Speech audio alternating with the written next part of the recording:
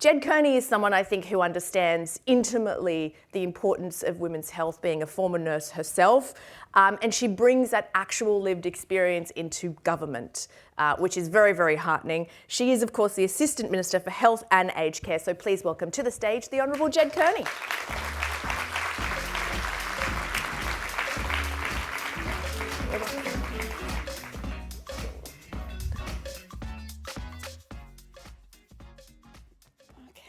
Good morning, everybody, and thank you for having me. I begin by acknowledging the traditional custodians of the land on which we meet, the Gadigal people of the Eora Nation, and of course I extend that respect to all First Nations people with us today.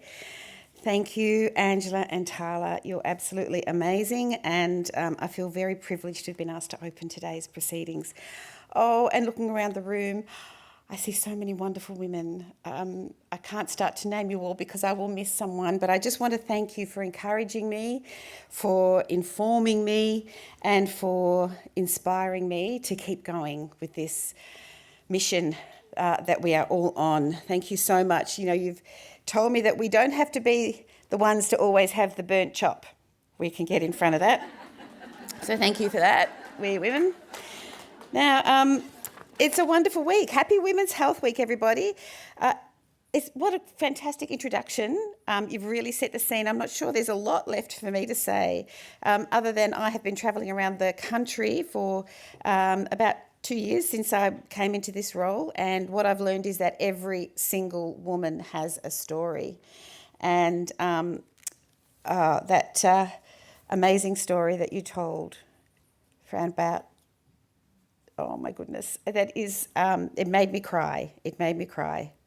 Because every single woman has a story about gender bias, about being dismissed or having their symptoms minimised, about an experience of what I call medical misogyny. Medical misogyny. And it doesn't mean that there are doctors and health professionals out there, because they are wonderful people who are out to get us as women. It just means that the system is broke. There are heartbreaking tales of pain, of ongoing suffering, of women's long journeys to diagnosis, of not being believed, not being counted, and not being worthy of research dollars. As a mother myself of 4 beautiful children, the stories women have told me about fails around birth trauma are confronting and visceral. And discounting post-birth issues don't start me on incontinence, because it is something that we need to talk about. It's outrageous to hear again and again that we've logged thousands of these stories, that at most difficult times in their lives, so many women have had to fight to get the care they deserve. Not just because nobody listened. It's really just because they're women. I mean, that's it. Let's say it. Everyone present here is because we know the importance of the issue, we've experienced it, because we want to see change. So thank you for coming. As the Assistant Minister for Health and Aged Care, I'm committed to seeing this change. And the Albanese Labor government is behind me. They've agreed to make women's health a priority because we are driven to empower Australian women in every aspect of their lives, and not just during Health Week. Please, can we keep doing this every week, every day? It is wonderful that we highlight it this week, but really we need to talk about it all the time. We know that the whole community suffers when women do. You saw those amazing stats about the economy, for example. As you heard, before I entered politics, I was a nurse, and I've been at the coalface of care. I've seen the best of our system and I've seen its limitations, but I've honestly been so overwhelmed by the intimate, personal and terrifying stories that have been shared with me by women for whom the system has failed. Because I talk so much about women telling their own story, I'll just quickly tell you one of mine. There's many in my family, like all of us, but my cousin Risa, you may have heard me tell this story, was a woman a little bit older than me, so in her mid-60s. She drove a forklift for Bunnings. So she was, a little working class woman, a little rough around the edges, absolutely gorgeous. We all loved her. Single woman, lived alone. She presented to hospital, a major hospital in Melbourne, a tertiary hospital, with tingling and numbing from the waist down. She had pins and needles on the soles of her feet, was feeling a bit anxious, a bit breathless, and just not right. Went to the hospital. They said, you might have, maybe fibromyalgia, or a little bit anxious. There's something upsetting you at home. You know, are you having arguments? Stress, anxiety, the usual thing that they diagnose women with. They just stop short of hysteria, just stop short of it. Sent her home with a couple of Panadols, said, call your GP. She died that night, at home alone in bed from a ruptured aortic aneurysm. Nobody even examined her. They just thought she was just, I don't know, playing it up, I'm not sure, a woman. I can't help thinking that if she were a 65-year-old man in a suit and tie who walked in and explained those symptoms, would he have been sent home with Panadol? That just keeps nagging me at the back of my brain. But we know how common these stories are. Last year I launched my National Women's Health Advisory Council. There's some wonderful people here from that council, launched a national survey, the End Gender Bias Survey, to document some of these experiences. And I've noticed that some of the states have done so as well. New South Wales had an amazing birth trauma survey. Victoria's doing their gender pain gap survey. And women told their stories, and 2 out of 3 respondents said they'd experienced discrimination in the health system. Stories that we've heard: pain, trauma, embarrassment, humiliation, discrimination from women and girls who'd been subjected to gender bias. So they form a very disturbing picture and an unacceptable picture. The most common setting that women reported experiencing gender bias was in general practice, most often in diagnosis and treatment, and then in follow-up care. Consistent themes: being dismissed or being disbelieved, being stereotyped as hysterical, a drama queen, or even a slut. Again and again, women's symptoms were quickly attributed to other causes, such as menstruation, lifestyle factors, or even an assumption they were faking it. And this was especially when symptoms were related to pain. We're just told to suck it up.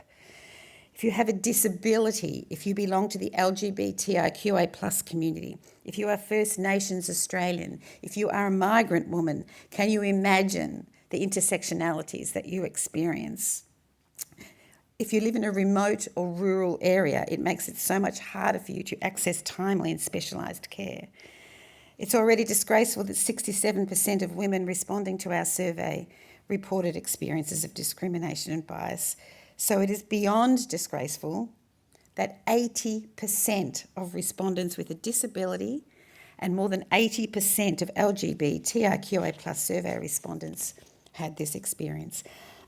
Excuse me. Imagine if you are a trans man in your 50s going through menopause. Imagine the barriers for you.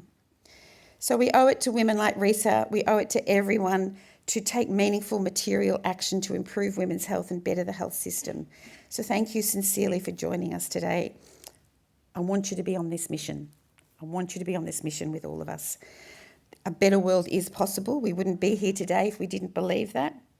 Because I want to tell you about some positive things that we found from our survey. We heard how there are transformative outcomes when women are listened to, when women are simply believed. It's not rocket science. A woman who survived domestic violence told us, when you find a good doctor who listens and is willing to help, it makes so much difference. It brought back optimism into my life. Women wanted and reported positive experiences where healthcare professionals invested time in discussing options, carefully explaining procedures, asking questions that were sensitive to the women's experience. We know that there is a lot to know about the life course of a woman's life. If she is experiencing depression in menopause, do we ever ask, did she have postnatal depression? There's a whole lot of things that you look at a woman over the life course, not just what she walks in with now. Women want healthcare professionals to be honest about what they don't know, to be open to learning about their individual circumstances, and to acknowledge and explicitly address power imbalances. We know these behaviours are fundamental to culturally safe care and trauma-informed care, but they're difficult to achieve in contexts of short consultations, fragmented care, and rushed, overworked, tired healthcare professionals.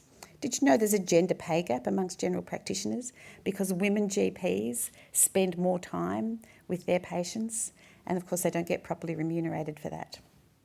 I'm on to that. Women finding that individual health professionals who listened, who took their concerns seriously, was often a turning point in women's treatment, their care and recovery. So we know that there is another world possible where women's health is platformed and taken seriously. Over the past 2 years, I've been working on a suite of policies and initiatives, and I know that for a politician to stand here and give you a list of things they're doing is really boring, but can I just say a few things, please? Now, what we've said, we established the National Women's Health Advisory Council to examine gender bias in the health system, because I can't do this alone, the government can't do this alone, so we need a lot of people helping us. We welcomed the TGA's decision to remove a number of ridiculous restrictions on health professionals who prescribe and dispense MS2 step for medical abortions. Women deserve to have choices about their body, and I'm pleased to say that the stats that I'm getting since we've made that change such a short while ago are amazing. People are accessing it much more easily now. We held a Women's Health Summit, brought together so many wonderful people to talk about this.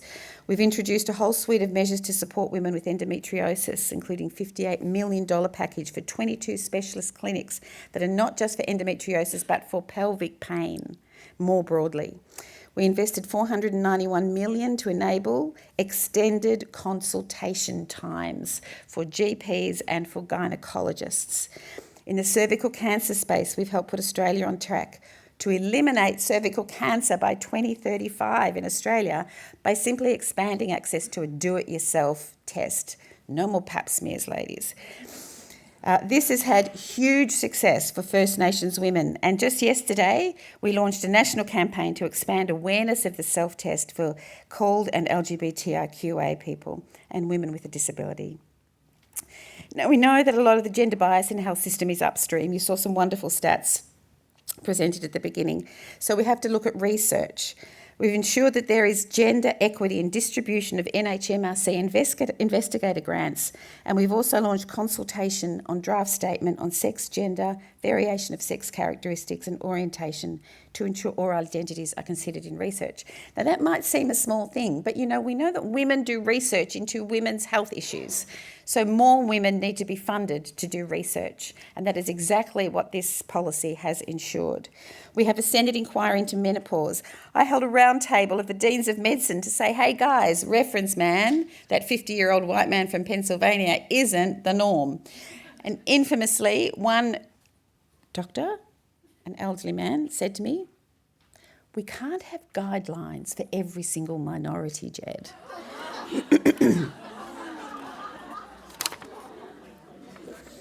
Last time I looked, women were 51% of the population. We are the norm. We are the norm. We should be reference woman, not reference man, our 50-year-old white man from Pennsylvania. But they were very good. I held a round table with the Deans of Medicine, and I said, you're teaching it all wrong, guys. And they said, yes, we know. One said to me, the only time we teach women's health is in obs and gynae, and that's the bikini health bit.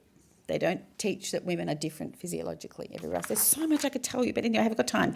But we made pads and tampons free in First Nations communities to address poverty.